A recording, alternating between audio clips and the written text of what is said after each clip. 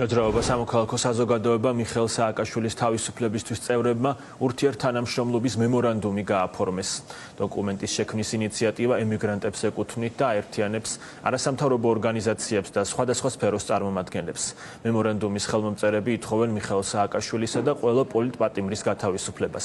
დოკუმენტის იდეის ავტორთა თქმით, ტექსტის ხელმომწერებს შორის არიან ის აქტორები, რომელთაც რეალურად სურთ ოცნების რეჟიმის სახლში გაშვება და ქვეყნის დასავლურ რელსებზე დაბრუნება.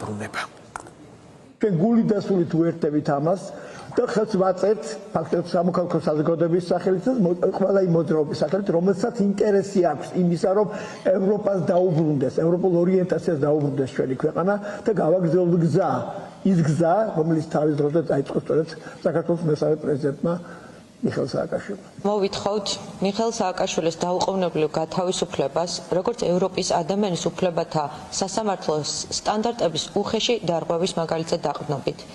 ამასთან მოვითხოვთ ყველა პოლიტპატიმრის გათავისუფლებას, ვინც მხოლოდ პოლიტიკური პოზიციის ან სამოქალაქო აქტივიზმის გამო იმყოფება პატიმრობაში.